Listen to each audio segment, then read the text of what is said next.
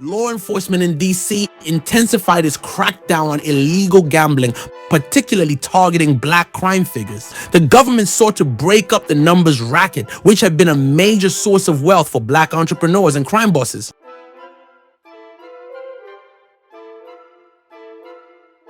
J. Howard McGrath, an ambitious Department of Justice employee, was making his way up the professional ladder. He was ultimately appointed by President Harry Truman as the United States Attorney General in 1949. In a speech McGrath gave to the American Bar Association on September 19, 1950, McGrath revealed his efforts to find a way of greater cooperation among all law enforcement officials, forming a more efficient fight against organized crime, and vowed to work with municipal, state, and federal agents.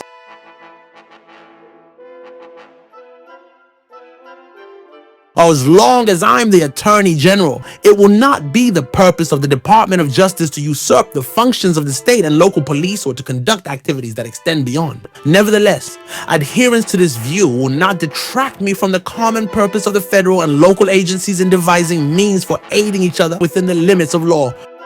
The representatives of the municipalities and states unanimously identified the most serious threats to efficient law enforcement as organized gambling, which has increased other organized crimes and criminal activities. Meanwhile, Black Broadway was popping. The 14th and U Street corridors were alive, with brilliantly lit nightclubs, restaurants, and theaters. Black Americans were not just surviving, they were thriving. The late 40s and 50s were pivotal for Black Americans, still facing immense challenges, but they were laying the groundwork for major civil rights victories of the coming decade, changing the direction of America. Young men like Walter Fauntleroy, another well-known Dunbar graduate, who went on to work closely with Shirley Chisholm and Dr. Martin Luther King, was in high school around this time. He would take his girlfriends to the corridor for nights out on the town. Joseph Yeldell, a Cardozo student and debate opponent of Walter Fauntleroy, who became the Lyndon B. Johnson presidential appointee to the District of Columbia's first city council, would hang out on Saturday nights with his brothers in the corridor. The trajectory of America was changing. There were now 4 high schools in DC for Black Americans: Dunbar, Cardozo, Armstrong, and Phelps. This silent generation were intellectuals, artists, activists, bankers, businessmen. So even though Odessa helped to shape the U Street corridor, also known as Black Broadway, bootleg liquor and underground gambling had lost its appeal. Gambling and alcohol were legal. Businesses were prospering without illegal dealing, so people like Odessa and Simpkins and Pudd'nhead Jones, a big-time gambler, weren't as impressionable anymore. The shades were down, the chicks were in the groove. In a Washington Post article by Courtland Milloy, both Walter Fauntleroy and Joseph Yeldell knew of Odessa Madre, but Joseph Yeldell, he says his friends didn't hang around people like that. Still, we felt secure in our little black world, Joseph Yeldell recalled. In 1948, there was a shooting at the Brass Rail, a bar on 7th Street Northwest. Roger Whitetop, Simpkins owned the bar at the time. Authorities yanked his liquor license, but the shooting made the block hot.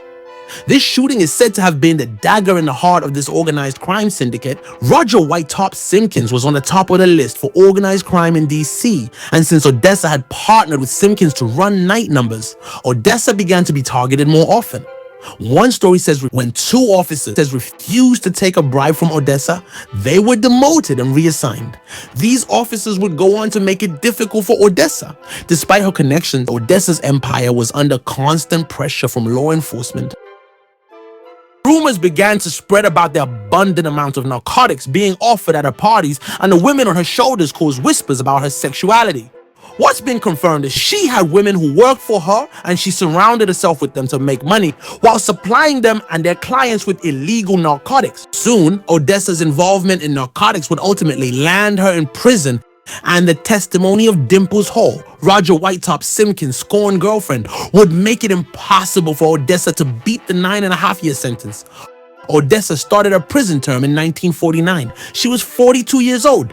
Dimples was telling on everybody. She disclosed names of all underworld figures Simpkins mixed with: Little Joe Sporty Johnson, Jack the Bear, Sunshine Boldware, Odessa Madre, Piggy Leak, Geechee Charlie. Everyone in DC was getting picked up. Dimples Hall was a gold mine for the feds.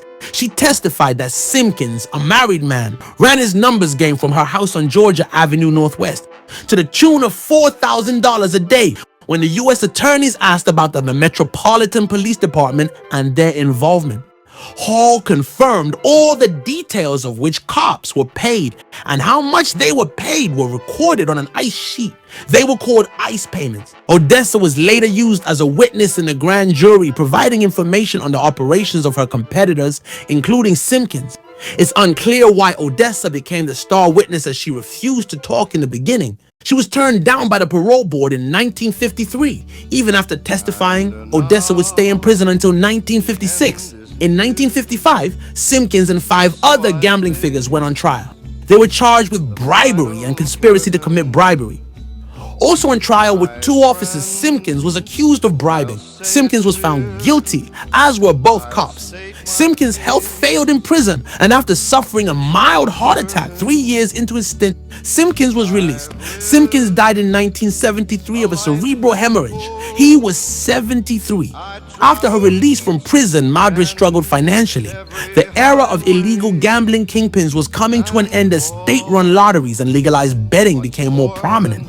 She owned multiple properties, including gambling houses and clubs that catered to DC's high society, including black professionals, politicians, and law enforcement officials.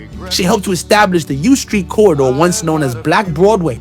Her influence extended beyond crime. She had deep connections within the community, law enforcement, and the political world, allowing her to operate with relative impunity for many years.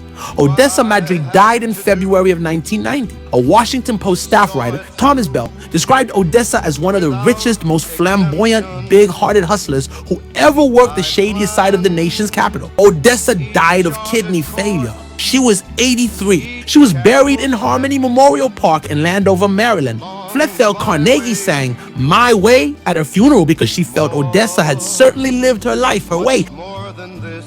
Thanks for watching Odessa Madre, the female Al Capone. Happy Black History Month. This look back at history is to all who chose to live their lives in a way that made our lives better in some way. This is Hype Man with Pearl Productions. Peace.